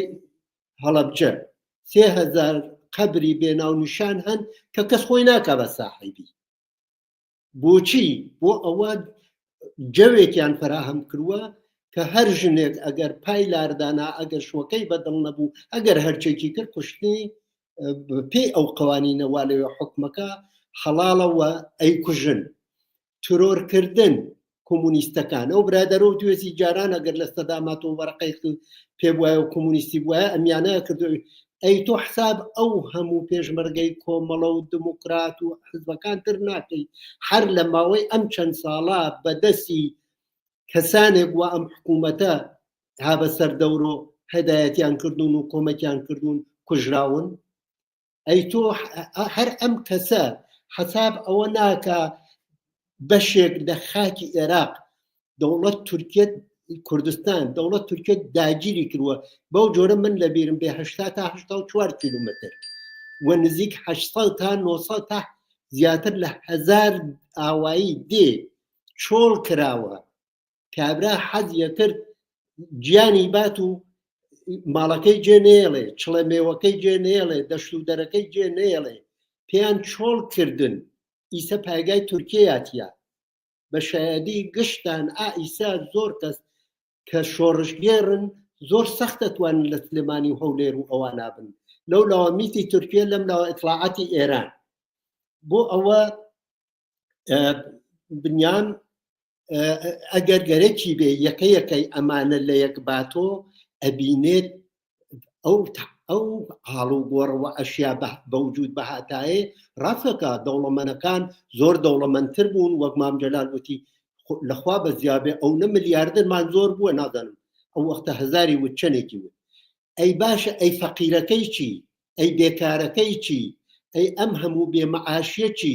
ئەی ئەم هەموو بێ حورمەتی و بێ دەوای و بێ دەرمانی و بێ جادەی و بێ هەر پێچ ئەو تەلەڤیزیۆنە ئەکەیت و ڕۆشنیەکەیژێ وەڵایم شەو 3 نەفەر دووکەڵی زۆپا کوشتنی ئەوە 6 نەفەر لەویا بە سەیارە دەعمیان کرد و مردن ئەوە ئەو هەڵسا چوو خەسوو خەزورە و ژنەکەی کوشت ئەوە ئەم هەموو نائەمنیە من وا ئەزانم لەم شەڕا وا ئیمریکا فرۆشتی بە عێراق یەک زەلکاوی بەوجود هاورد کە هەچێ نیروی بێژم ناحاڵی و ڕەش و تێنەگەیشت و بنیام کوژە ڕشتیان کرد میکرۆب ڕشتی کرد ئینسانیەت پاشەکشەی پێکرا بەداخەوە ئەمە ئەو دیارە بوو کە ئیمریکا ئەو دموکراسیە بوو کە ئیمریکا هێنای بۆ ئێران تۆ تماشای ئەفغانستانیش کە بدانە چی بەسەر هاتووە ژن تاکلا 6 ئەتوانێ هەر کچێک دەرس بخوێنێ زیینە بە چاڵکردن و بەربارانکردن و ژن کوشتن و ئەوانە زۆر زۆر عادیە لەو کۆمەڵگا دەیتماشای سووریە کە ناچارم بازگرم هاوڕە هەمووی ڕاستی چونکە پرسیار و بابەتی تریش زۆر هەیە بۆی فریاکەوین تاوتویان بکەین بە تایبەتی لەسەر ئەم هاوپەیمانی 5 لایەنە بۆچوونی زۆر جیاواز هەیە و ئەوە بڵم کە هاوڕایەکی زۆر لەگەڵ بۆچوونەکانی تۆ هەیە هەر بەوەی کە نزیکی 4000 لایکی بۆ هاتووە بەڵام بەشێک لە هاوڕاییەکان لەو ڕوانگەیەوەیە کە پێیان وایە ئەم هاوپەیمانەتیە جددی نیە یاخۆت گومانی ئەوە دەکەن کە وەکو بەرەی کوردستانی دواترە گەر دەرفەتیان بۆ هەڵکرێ ڕەنگە لە ناو خۆیانە بیکەنە شەڕ و پێکدادان و هەتاوەکو دوایی پێم خۆشە دەم ڕوانگەیەوە قسە بکەیت کە جددی بێت یان جددی نەبێت یان ئەگەر هاتوو شەڕیش نەکەن ئەو وەختا گەر جددی بوو و مەترسی شەڕ لە نێوانیاندا نەبوو دەبێتە مای پشتیوانی ئێوە ئێمە بەر لە شتەبا چەند کەلیمێ لەسەر شەڕ ئەرزی بینەران بکەم ئێمە شەڕ بە شتێکی خراپەزانین شەڕ کۆمەلگا نەبوو دەکا وێرانی بەبارێنێ مناڵ کوشتن ژن پیا و پیر بە ساڵاچوو ئەمە تیابردن خەڵکە عالەماشکرا ماڵ ئەڕوخێنێ ئەو خۆی ئەڵێ ئەوە دام لە فڵان ئایەتوڵڵا ئەوە خامنەیم کوشت ئەوە فیسارم کوشت حتمما ڕاستەکە واسە کوژیاون وەلێ ئەو بۆمبانە کە دائەکەوێت لە فاصلەی چەندین کیلۆمترۆ هەموو کەسێ دڵ یەکەوێتە لەرزە هەموو کەسێک خوڕپە و خۆف ترس و شەت دایەگرێ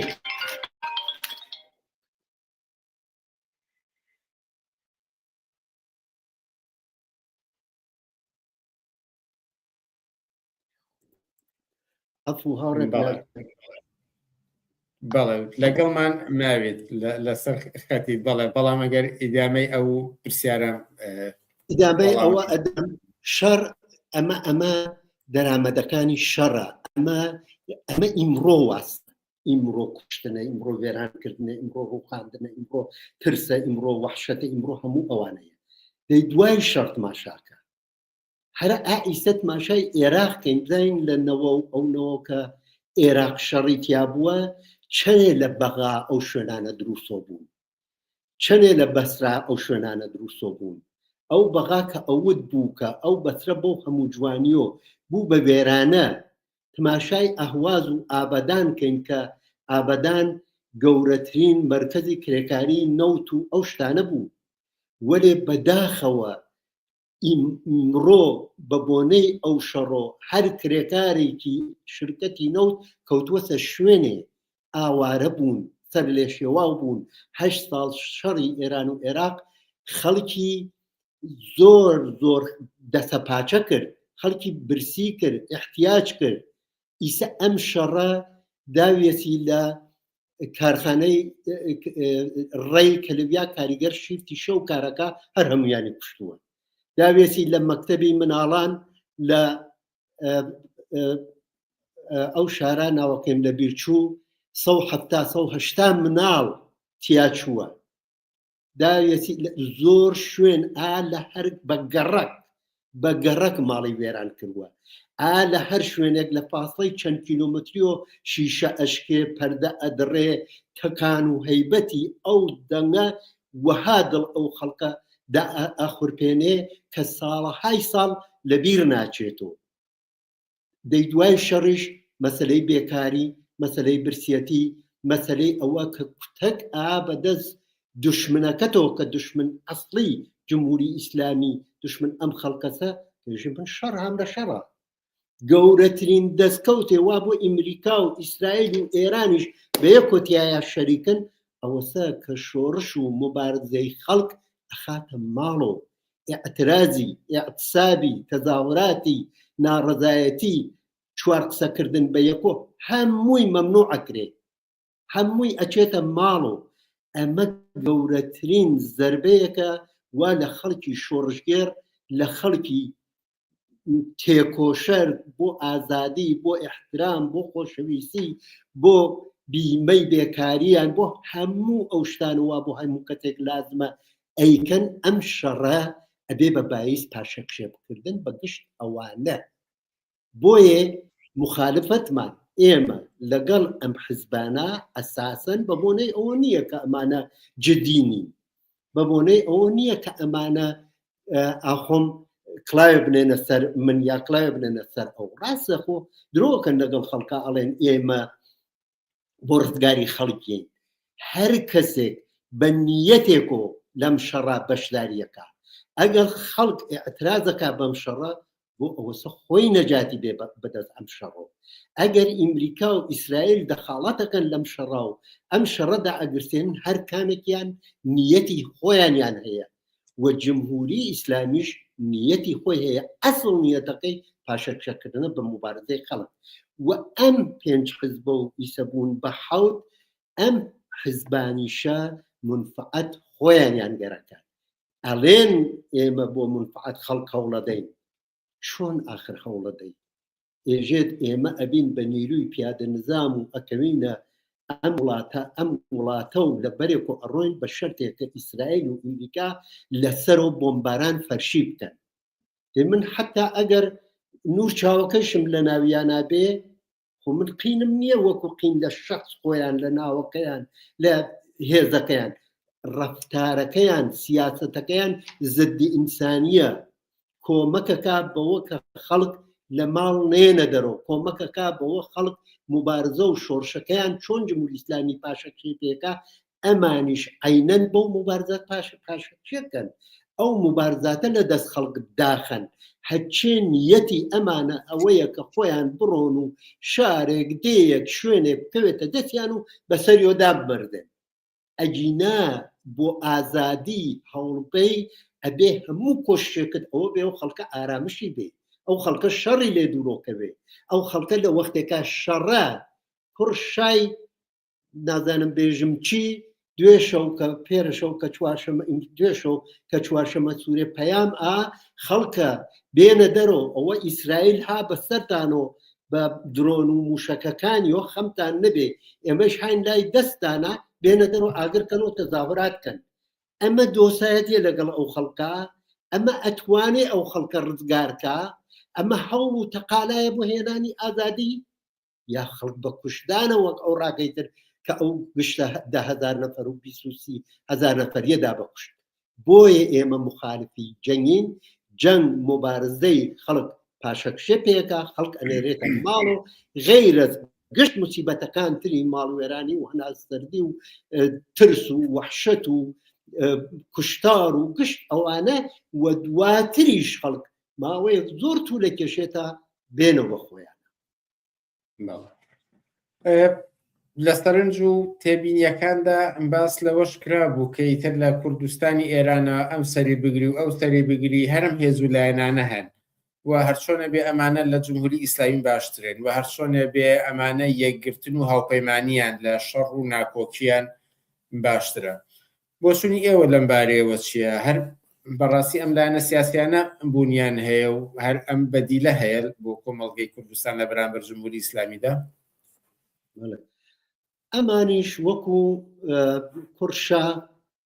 تەلەڤیزیۆن و رادیۆیان کەم نییە، تەبلیغاتیان کەم نییە، هەموو ئەو شتانە وا لازمە ئیسرائیل و ئەمریکا خسوێتە اختیاریانەوە و تەبلیغاتێکی زۆریان بۆ ئەکەن کە هەر ئەمانە وجودیان هەیە، هەر ئەمانە شۆڕژیان، هەر ئەمانە بە کەڵکی خەڵکیان. ئەسڵەن وانە خەڵکی کوردستان ئائیستا بە تەواو مەعنا لەوە تێگەیشتوون کە ئەمانە نوکە دەرزیەک بە قازانج و منفعەتی خەڵکۆ مربوط نین. ئەمانە بۆ قازانج و منفعەت خۆیان هەوڵەدەن. ئەگەر ئەمانە بۆ قازانج و منفعەتی خەڵک هەوڵ بدەن ناکەونە بەر جەرەیانێک و حکوومەت هایەک و وا تا سەر ئێسقان خەریکن خەڵکیابن ئەو مەملەکە تا ئەسووتێنن. وەختە تۆ ئەی لە کارخانەیەک وێرانیەکەی، ئەی لە شرکەت نەوت ئەی سووتێنی، ئەی لە شرکەت بەرق ئەی سووتێنی، ئەمانە هەمووی بناغەی سروەت و سامانی ئەو خەڵکەسە. تۆ ئەی لە ڕیشەی ئەو خەڵکە دەیان ساڵ توو لە ئەکێشێتە ئەمانە دروست بێتەوە. بۆ ئەشێ تۆ بی بە نمایەندەی خەڵکی کوردستان چون کاتفەنگ و پێ و پارە و پێ و ئیمکانیان بۆ خۆش کردویت و بەهزار ئەو ترس و لەرزۆکە بۆ حکوومەت هەرێمیان بە وجود هاوردووە ئیجازەیان داوە لە ویا ببن، ئێوە ئەم هەموو بۆمبارانە تەحمیلتان کردووە بەسەر خەڵک کوردستان عێراقا، ئێوە هان لە ویا و خۆتان بە عنوان تەنها کەسان و تەنها ئەحزابێک معرەفیەکەن کە ئێوە لە کوردستانە هەر ئێوە هەن. نەخەیر ئائیسە تۆ هەر دەیەک، هەر شارێک، هەر شارۆچکەیە بڕۆی لەو کوردستان ئێرانە خەڵکایەکی هاتیە شۆڕشگێر ئینسان دۆست بەرامبەر بە شەڕ وێساوە سۆ گەرەکی نییە شەڕ بەرامبەر بەم حزب و لایەنانە مەوزەعیان هەیە، قسەیان هەیە، ئەڵێن ئێمە مخالفی ئەوینە کە ئیسرائیل و ئەمریکا حەمڵەکەن بە ئێران، مخالفی جمهوری ئیسلامیین بە تەواو هێزمانەوە. جمهوری ئیسلامی جەنایەتکارە، وەێ ئارەزووی جمهوری ئیسلامی ئەوەسە کە تۆ بڕۆیتە ناوە ئەویش بە میل خۆی وەک چۆن ئیسا هەولێر و سلێمانی داواسە بەردرۆن، کوردستانیش باتە بەردرۆن و وێرانی کا. بۆچی خەڵک کوردستان ئەمە نازانن وجود ئێوە و ڕۆشتن ئێوە یانێ ئاورنان بە کوردستان و کوردستان ئێران و یانێ وێرانکردن، یانێ سەر لە خەڵک شێواندن، یانێ ئاوارەکردن. هەر ئائیسا هەر تا ئائیسەیشە نیوەی خەڵک شارەکان کوردستان ڕایان کردووە لە ماڵەوە نەماون. هەر ماڵێک وا تۆزێ بەرزترە و باڵەخانەیەکە و ژێردەمینێکی بە 4-5-6 ماڵ چوونەتە ئەو ژێردەمینە و لەویا زندگی خۆ زندگی نەماوە، خۆ دوکان نییە، خۆ بازار نییە، مەگەرم سوپەرمارکت و نانەواخانانە ئەوش لەبەر خاتر خەڵک هەمووی ڕۆشتۆتە بۆ لادێکان. ئێمە تەماسمان هەیە، قسەمان هەیە لەگەڵ خەڵکە قسە ئەکەین، خەبەرە زانین چێ لەبەر ئەو بۆمبە نازانم چەند تۆنیانە بەرگە ئەگرێت و تاقەت دێنێت کە هەچێ ڕۆژە ببارێ بەسەریە. ئەسڵەن وانە تەنیا حزب نین. ئیتفاقەن ئەمانە ئیسرائیل زینوی کردنەوە، دەڕانە تەنیاهوو پەیامی دا وتی ئێمە حاضرین کورد تەقویەت ئەەکەین و ئەمیە بۆ ئەەکەین و ئەویە بۆ ئەەکەین و بەهێزی خۆمانیان نەزانین و کورد زوڵمی لێشوە حکوومەت دروستکە و داوای لێکردن ئێوەشەی متحد بن، یەکگرتوو بن، بەرە دروستکەن، ئەجینا کۆمەکتان ناکەین. ئەمە بە فشار ئەمریکا و ئیسرائیل ئەمە دروست بووە. ئەجینا کەی ئەمانە حسین یەزدان پەنان ناوی بوو، خەبات ناوی بوو. بۆیە من ئەڵێم حزب دموکرات ئەرێ چونکە حزب بووە، بەڵام ئەمان واقعەن ئەعلەم ماوا کە ئەم شەڕە ئابۆ جۆرە داگرساوە و ئەم خەڵکە ئاوا سەری لێشەوە سەریان ئاوردۆتە کە لەبەر بە شەق ئیسرائیل خۆیان کردوە بە تفەنگدار و بە کرێگیرا و ئیسرائیل و هاتوونە سەمەیان. ئەگینا و ئەسڵەن وانە ئەو حزبانەی تر هەر هەمویان کەسیان هەیە، تەشکیلاتیان هەیە لە داخڵا، نفوذیان هەیە، ئێعتباریان هەیە، و مطمئن بە لە وەخت خۆشیە ئەوە دەست ئەنێن بە ڕوویەمان شوێژن ڕێگەی ئێوەمان نییە هەروە لەوە بەریش کراوە بۆیە من ئەوتا عەرز دەکەم ئەم حزبانە و ئەم شەڕە کە بە وسیلەی ئەمریکا و ئیسرائیل داسەپی بەسەر خەڵکا مبارزاتی خەڵکێک و ئەڕۆشت بۆ ریشە کێشکردنی جمهوری ئیسلامی خەڵکێک کە بە تێک ڕاهات بووە دەرۆ خەڵکێک کە پزیشکیان خۆی دەستی بەردۆ کرد خامنەی وتی هەر ئێژەیی وتی کە ئێمە خەتاکارین ئێوە ڕاستەکەن پاشەکشەیان نەکرد هەر وەک چۆن بۆ ئەو سەرپێچکە واژنان ئەیەن بە سەریانە سەرپۆشە پاشەکشیان کرد و ناویان لە دەم نەهێشت و زیب دەم خۆیانیان کێشا و باسی ناکەن وەک زۆر قانونی ئیسلامی کە پاشەکشیان کرد و نسبەت بە ژنان وەک قانونی ئیعتسابی کرێکاران کە مەمنوعە وردە داسەپیوە بە سەریانە وردە ئەم ئیعتراز و ئیعتسابە ئەڕۆی بۆ ئەوە کە هەر خاص بەدەست بێنێ هەر پاشەکشە بە جمهوری ئیسلامی کە و نەهایەتەن پێ بە باعث یاشون جمهوری ئیسلامی وەرێ زۆر بەداخەوە ئەمە خاڵێکی مهمە قسەی لەسەر کەین چونکە ئەگەرچی قسە لەسەر وەڵامی تێبینی و سەرنجی بینەران دەکەین و لە بەردەستەر چاوپێکەوتنی پێشوو بەڵام هەر لەسەر ئەم چاوپێکەوتنەشدا لەسەر ئەمە پرسیار هاتووە بۆ ئەگەر بڕێک ورتر وەڵامی پێ بدەنەوەکو دوا پرسیارە سەرەتا سەرنجی بینەرێک بخەمە سەر شاشەکە باز دەکا کە ئەم لایەنانە جێی مەترسیدارن و لەلایەن چەک و کۆمونیستەکان و ئەهێنێت نەقدی زیاتریش بکرێت بەڵام پرسیارێکی جدی کە ئەوەیە ئەڵێ ئەگەر باشت لە ڕێی جەنگ و شەڕ و ئەمریکا و جمهوری ئیسلامی کۆتایی پێ نەهێنرێت ئەو وەختە کۆماری ئیسلامی ئیدامە ئەداتەوە بە ئیعدام و کوشتنی دەیان هەزار کەسی ناڕازی بەدیلی ئێوە چییە بۆ ڕووخاندن و کۆتایی جمهوری ئیسلامی فەرمە مەمنون لە سەرنجەکەیان سوالێکی زۆر باشە من خەریک بووم ئەومە تەوزێ حەدا کە خەڵک هان لە مەیانە چینی کرێکار ها لە مەیانە ئەم برسێتیە ئەم بێحقوقیە ئەم معاشە زۆر کەمە 12 ملیۆن 13 ملیۆن 20 ملیۆنە بەش هەفتەیەک خەرجی ژیانی کرێکار ناکا ئێران 26 ملیۆن کرێکاری هەیە 92 ملیۆن نەفەرە تۆ زەربی سێی کە بزانە نیوەی زیاتری ئەو کۆمەلگا کرێکارە و ئەم کرێکارانە ئیعتسابیان کرد لە حاڵ ئیعتسابا بوون لە حاڵ ئیعترازا بوون لە حاڵ ئەوا بوون کە فشاریان هێنابوو بۆ جمهوری ئیسلامی کە ئەشێ ئەم خاستانە وا ئێمە ئەمانە ئەم خاستانە بەراوەردکەی و جمهوری ئیسلامی تا حدودێک زۆر دەسیدا بووە بەرۆ ئەقەلەن بە قسەکردن بێ بە قەول و قەرار بێ بە هەیئەتدانان بە هەر چێ بێت تەن بابەوە کە برێک لەم خاستانە بەراوردکە و تا ئیسەیشە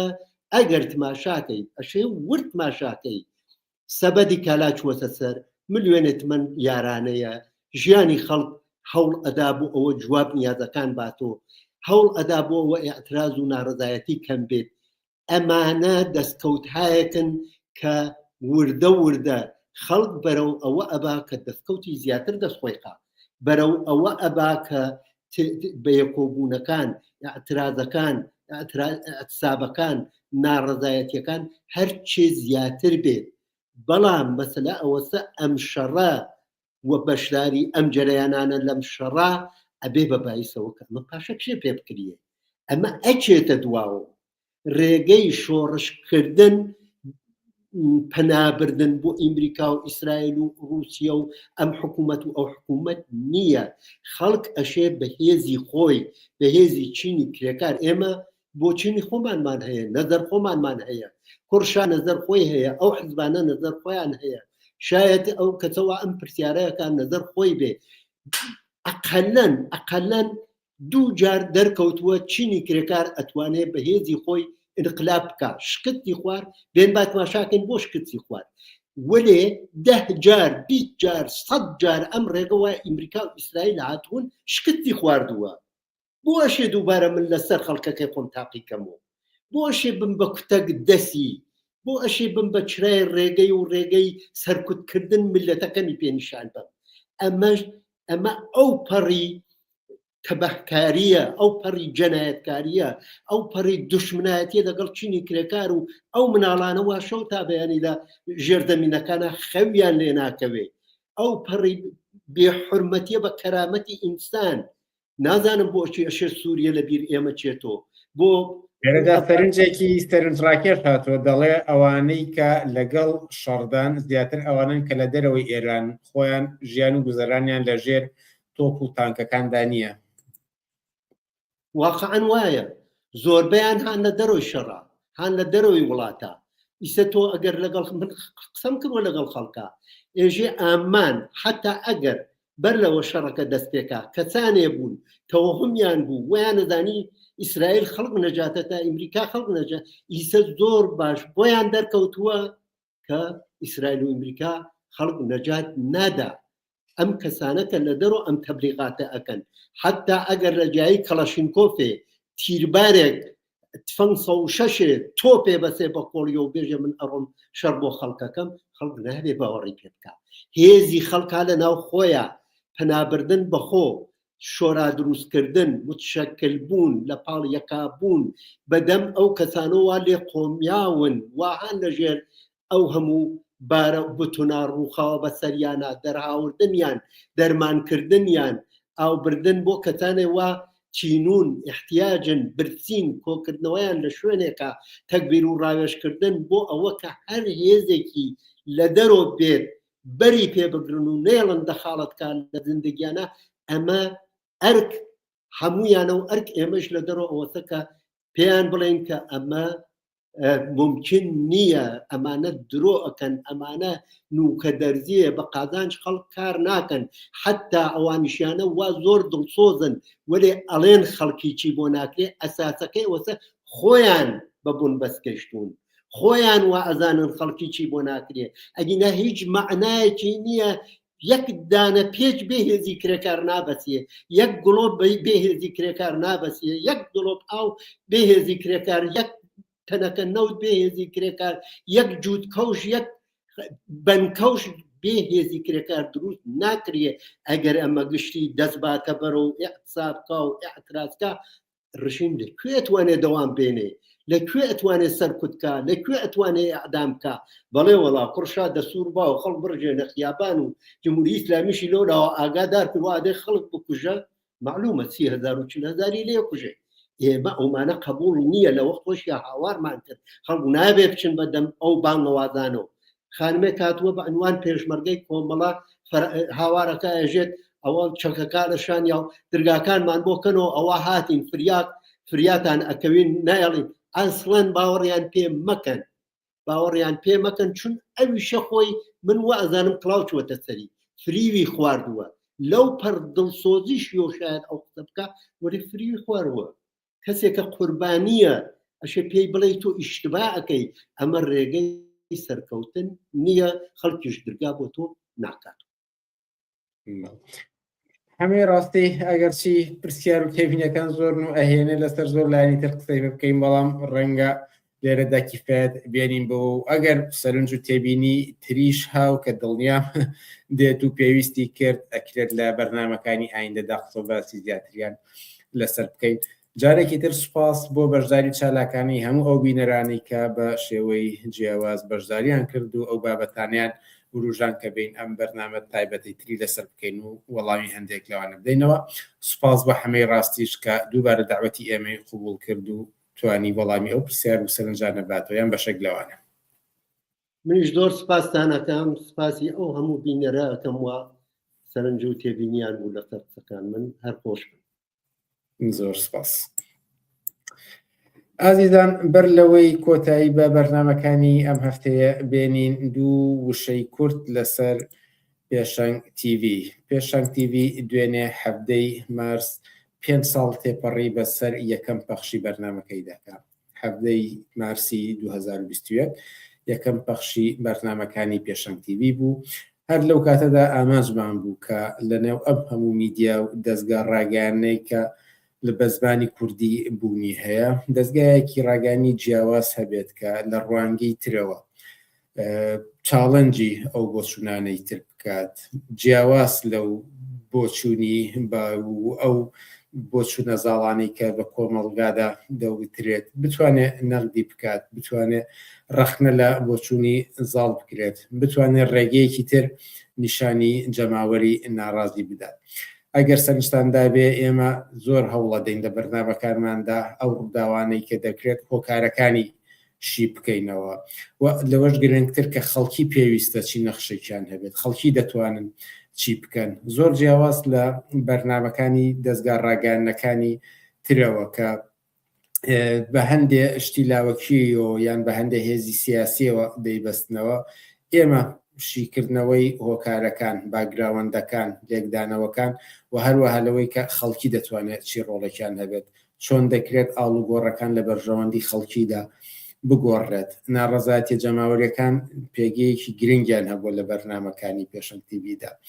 هەم خودی ئەوەی کە کەسانێک کە لە نێویاندا چالاک بوون و لە بەرنامەکانی ئێمەدا قسە و باسییان کردووە، هەروەها ڕێگە نیشاندانی ناڕەزایەتی جەماوەریەکان کە چۆن دەتوانن بە سەرکەوتنی خۆیان بگەن. و لە زۆر بۆنەی تردا، لە زۆر ڕووداوی تردا پێشەنگ تیڤی تەواو توانیوێتی دیدگای جیاواز لە بابەتەکاندا بهێنێتە پێشەوە. هەرم بابەتی کە بۆ نمونە پێشتریش ئاماژەم پێدا کە 5-6 لایەنی کوردستانی ئێران هێزی سیاسی هەڵپەیمانیشان پێکهێناوە لە هەر دەستگا ڕاگەیاندنەکانی ترەوە. ئەمە وەکو هەنگاوێکی گرنگ و مێژووی و چارەنووسساز و تا دوای باس کراوە. بەڵام لە بەرنامەکانی پێشەنگ تیڤیدا لە ڕوانگەی تریشەوە قسەی لەسەر کراوە، ڕەخنەی لێگیراوە، پرسیاری تر وروژێنراوە. هەر بۆیە بینەرانێکی زۆر زۆری بووە و سەرنج و تێبینی هاتوۆتە پێشەوە. ئەمانە و چەندین ڕووداوی ترەوە کە لە پێشەنگ تیڤیدا تاوتوێ کراون. ئەگەرچی بەرنامەکانمان ئێمە تەنها کاتژمێرێکە لە هەفتەیەکدا، بەڵام هەوڵ دەدەین کە زۆرترین سوودی لێوەربگرین لەو کاتێک کە لە بەردەستماندایە. ئەوەش لە بەرچاو بگرن کە تەواوی ئەو کارانی کە ئەکرێ خۆبەخشانەیە، هەمووی لەسەر کات و ئێنێرجی خۆمانە. واتە بە شێوەیەکتر بڵین ئەم کارانی کە ئەیکەین لە دڵەوە ئەیکەین. ئێوەش دەتوانن هەمیشە بە سەرنج و تێبینیەکانتان بەشدار بن و ئێمە هەمویان بە نەزەری ئێعتیبار وەردەگرین. یەکێکی تر لە لایەنە گرنگەکانی پێشەنگ تیڤی لایەنێکم لە ڕوانگەی خۆمەوە ئەوەیە کە بەرنامەکانمان ڕاستەو خۆی و دەتوانین ئەو پرسیار و سەرنجانی کە بینەران دەیکەن و دەیخەنە ڕوو هەر ڕاستەو خۆ لەویادا تاوتوێیان بکەین. ئەمەش بۆ ئەوەیە بەرنامەکان زیندوو بن و بینەرانمان هەر تەنها گوێگر نەبن، هەر تەنها بینەر نەبن، بەڵکو ئەوانیش بەشداریان هەبێت بە سەرنجی خۆیان، بە پرسیارەکانیان، بە هەر شێوەیەکی تر بۆیان گرنگە. لە دەروی بەرنامەکانیش ئەو سەرنج و تێبینیانی کە بۆمان هاتووە هەوڵمانداوە بە نەزەری ئێعتیبار وەریانگرین و بە پێی پێویستیش کاریان لەسەر بکەین تا ئەوجێگی کە هەڵبەت ئیمکانی هەیە و دەرفەتمان لەبەردەستدایە. لێرەش بەدووە بە هەمان شێوە بەردەوام دەبین. مژدەیەک بدەم کە ماڵپەڕی پێشەنگ تیڤی لە ئایندەیەکی نزیکدا دەست بەکار دەبێت و حتمما لینکەکەی لە دەستگا ڕاگەیاندنەکاندا لە تۆڕە کۆمەڵایەتیەکانی پێشەنگ تیڤیدا دادەنرێت. ئاخر قسە ئەوەیە کە دەستگا ڕاگەیاندنەکان یەکجار زۆرن و دەستگای ڕاگەیاندن کە هێزێکی زۆری لە پشتەوە نەبێت، پارەیەکی زۆری لە بەردەستانە بێت، ڕەنگە قورس بێت کە بتوانێت ململانی ئەو دەستگا ڕاگەیاندنە زەبەلاحانە بکات کە سەدان کارمەندیان هەیە و ملیۆنان دۆلاریان لەبەردەستدایە. ئێمە لە ساڵانی ڕابردوودا کۆمەکێکمان لە بینەران وەرگرتووە بۆ ئەوەی کە بتوانین بڕێک هەڵبەت هەموو کۆمەکێک جێگە دەگرێت بۆ گەیاندنی زیاتری بەرنامەکان با بینەران، بۆ ئەوەی کە جێگەیەکی تر لە تۆڕە کۆمەڵاتیەکاندا پەیدا بکات، بۆ ئەوەی کە بتوانین بە شێوەیەکی تر تەنها سوود لەو بابەتە بەرامبەرانە نەگرین، بەڵکو هەموو سنتێک جێگەیەک دەگرێت لە بەرەو پێشچوون و بەرەو چوونە سەرەوەی دەستگا ڕاگەیاندنەکەمان و زیاتر گەیاندنی بە بینەران و بەرزکردنەوەی کواڵەتی و هەتاوەکو دوایی. ئەگەر بانگواز بکەین ئێوە بۆتان گرنگ بێت ئەم دەستگا ڕاگەیاندنە بەردەوام بێت، کواڵیتیەکەی بچێتە سەرەوە، ڕەنگە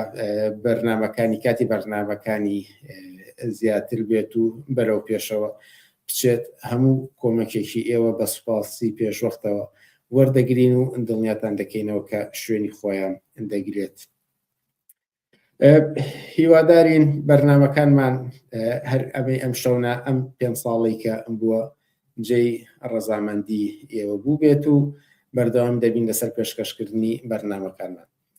تا هەفتەی ئایندە کاتێکی خۆش بۆ هەموو لایەک و هەرشاد و سەرکەوتوو.